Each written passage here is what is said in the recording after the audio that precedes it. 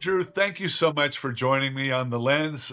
It's been such a pleasure to get to know you. Great to see you again, Matthew. Obviously, a lot of people know your success in the film world and all that, but they may not know what an amazing travel writer you are. Kind of cool to bring all this together, but also excited about your new book, Who Needs Friends? So let's jump in.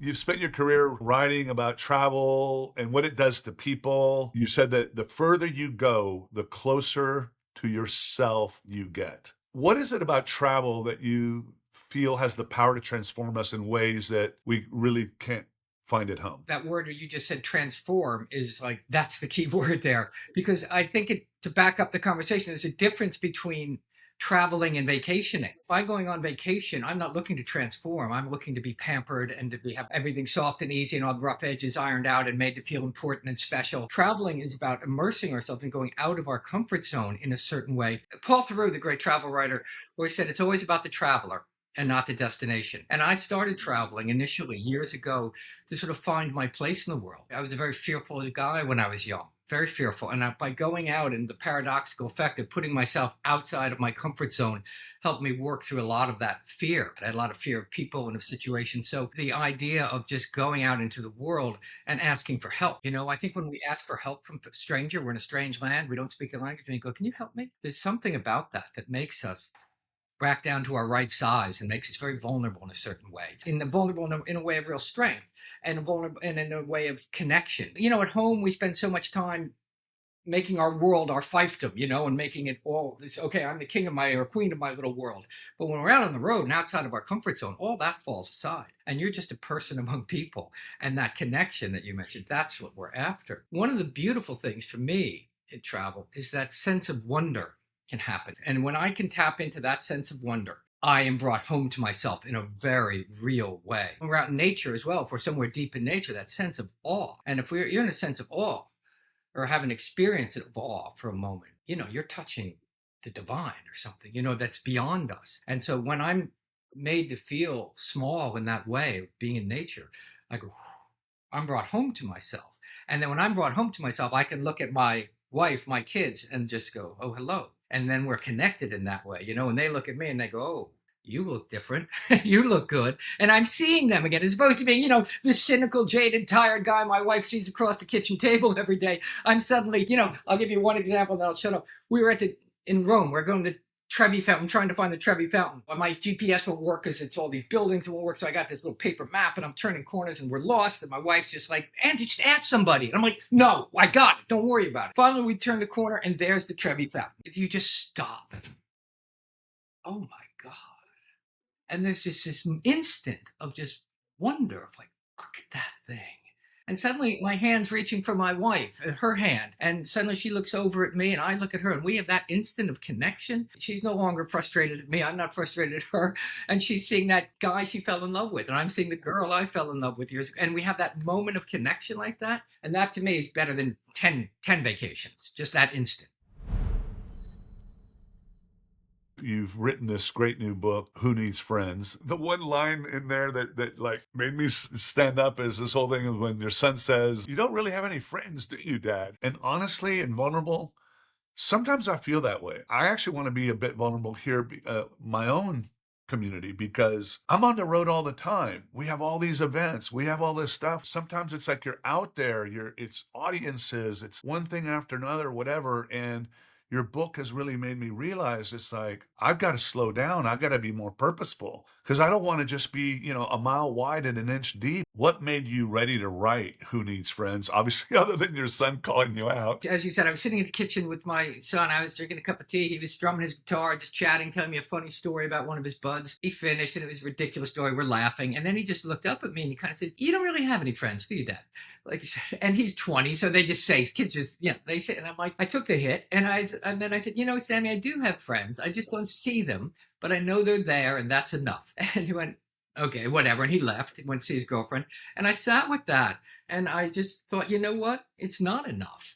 And like many guys, when I was young, I had a group, a posse of guys that were my dear close friends, and they were largely responsible for me becoming who I became. Over life and jobs and careers and families, they all scattered and moved all across the country. And I hadn't seen some of them in, 10, 20 years, some more. And I just thought, you know what? These people were really important in my life. I need to go see them and connect with them. So I got in my car and I drove 10,000 miles across America. And because I hate driving on highways, I drove all back roads. And because I'm a travel writer, I'm naturally kind of more interested in more off the beaten track places. And so I just went and started to go reconnect with my old friends, because I had also kind of got to be very, there's an idea of manhood, the lone wolf, a guy, pull the hat down, get it done, don't share it, carry your own water.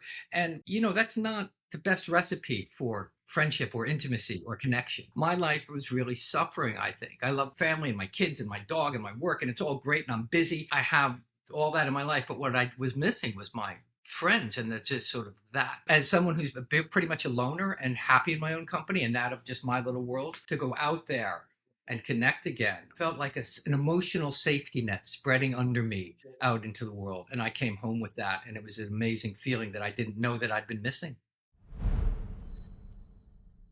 It feels like everybody has these massive networks, but they have very little community. What's the difference and why does it matter? Harvard University just concluded an 85-year study. They said the number one ingredient for a longer, healthier, happy life is not exercise, diet, meaningful work, but it is connection to community. I think connection is the only game in town. The first book I wrote was a thing called The Longest Way Home, and it was about coming to terms with getting married. How did someone who loves their solitary time reconcile that with wanting intimate connection with another human being? And I traveled the world looking, asking this question. The answer I came to is it's impossible, and yet we do it anyway because it's the only game in town. The cliche of on your deathbed, you're going to be asking how many meetings you took and all that.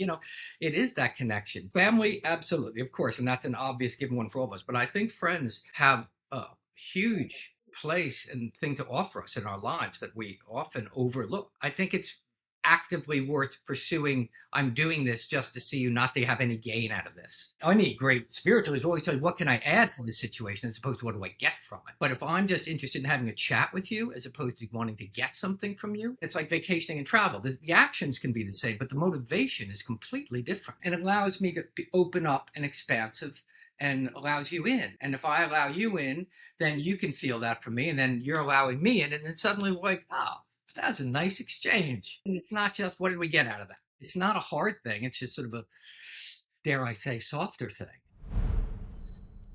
That is one of the fundamentals of community, is that there's something there, whether you're fully aware of it or not, that you can feel and that makes you want to put something in. That's when I feel part of a community, when I'm drawn and driven to want to try to put whatever I can into it. There's an interesting thing I discovered when I was doing research during this book. These seemingly insignificant minor encounters that we have during the day, with the barista getting your coffee, with the person at the post office, with the person putting your food in a bag. If we acknowledge these people and have a slight interaction with these people, it taps the same dopamine and all these kind of things that a deep and meaningful conversation can have. It takes very little to actually connect us. It doesn't have to be this big thing where we're going to get together and have a heart-to-heart, or we're going to go play 18 holes together and we're going to talk about, my wife's illness or whatever. These minor interactions really connect us to a sense of community that I think are invaluable. And I've been messing around with it since I sort of discovered this. The thing called loose ties is it's a social science term for it. I actively know the guy who makes my cappuccino in the morning, and now we have this connection, and then it's like, oh, I'm gonna see my bud, you know what I mean? And it's silly and ridiculous, of course, and we're all too busy for it. Just even looking in somebody's eyes just for a split second, just looking them straight in the eyes, that right there is part of that little mixture. I totally agree with that. And it's also when we're traveling, to bring it back to travelers, people always go, oh, let's go to a new spot every day. I like to go to the same spot for breakfast. I like to become a regular. Even if I'm there for 2 days, I like to go back to the same spot for breakfast. There's something about having routine and being connected to a place that makes you love it and remember it, as opposed to checking off as many places as you can. I'd rather see fewer and go back and see that same waiter every morning and form that little connection. That makes that trip much more memorable to me than ticking off boxes about how many places I got to see. Another thing that you've written about, the real test isn't what happens on the journey, it's what survives the return. How do the stories we bring home shape who we become? And what are your tips about coming back with better stories? I have a friend of mine who says, we do things for the stories we can tell. And I think that's true to some degree. But I think we make sense of our lives through story. I started as an actor, and so I started inhabiting story and telling story from a very subjective point of view of an actor. Then I evolved to sort of being a television director where my job was to tell the whole story. And in writing, it's kind of a combination. You're sort of making very subjective little scenes, and then you're also having the bird's eye view and telling the whole thing. I place myself in my own life through my work and in my life through stories. Cavemen, you see the paintings on the walls, the story of these things. And I think that's what we pass down and create community and create family and create legacy. And we make sense of our lives through story. As opposed, otherwise, they're just random incidents that happen. But if we can sort of give them meaning, I think, we decide what meaning our lives have. And then in the story we create about that trip, that's going to give that trip meaning. So I think story is kind of everything. And it's not fabricating. It's just like, this is a story we're telling ourselves of what happened. I learned early on when I was writing a book about a memoir about my days in the Brat Pack in the 80s when I was a young actor. And it was this moment in time. And I told this story 1,000 times. And I was writing the story in the book. And I wrote it down the way I told it a million times. And I went, wait a minute. What really happened? What was I feeling behind all that? What was going on beside the dinner table, the coffee story? And so you have to be careful, because once you write it down, particularly, it becomes the truth, and the story of our lives that we decide the story of our lives, it becomes the truth that we believe. That's why you'll tell a different version of the exact same event. When we were out there in Spain together and we had that incident where we got a flat tire, you're going to remember it very differently than I am, even though we were there together. I think it's really important that we know that we're doing that and be careful in doing that. As a writer and as somebody that really understands this, what do you think that advisors and partners can do to make travel more meaningful? I think it's an important question. Why are you going? My son just went off to Rome on his own. I think one of the best things we can ever do for our kids is create little citizens of the world. My daughter's off walking the Camino de Santiago right now at 19. My 24-year-old son said, I'm going to go to Europe. I said to him, I sat there and go, why are you going, Sam? And he sat and he said, I want to meet a bunch of people. I said, okay. So then where are you going to stay then? He goes, well, I guess I was going to stay in this little hotel. And I go, well, if you're going to meet young people, you want to meet people your age? And he goes, yeah, I'm feeling like too small in my world. I want to. And so we found this great hostel in Rome where there are all these young people. And so he was living with these young people. And if we didn't talk about why, he would have just stayed at this nice, cool little hotel that I would have recommended to him. And he would have gone to see the whatever. But his motivation was, I want to go connect with other young people traveling the world. Okay, then you need to go stay at this and look for hostels. And if your why is, I want Instagram photos, okay, I'm going to take you to this cliff top and you're going to be able, just don't back up. You're going to be able to get that, because I knew what my son should do, but he didn't want to do what I wanted him to do. I needed to listen to, like, what do you want to do there? When I was 24, I would not, when I went to Europe, that wasn't my motivation because I'm too shy with people, but he wanted to be out there, and so I had to listen and go, no, not what I want, not what the other people, but what he wants. And so I don't know if that's a very simplistic example, but I think that's the huge one. I think it's a great starting place of why we going here. When we rebranded as Virtuoso in 2000, our tagline was specialist in the art of travel, not the booking of travel, not the science of travel, not whatever. And one of my favorite definitions of an artist is somebody who produces something you didn't even know you wanted.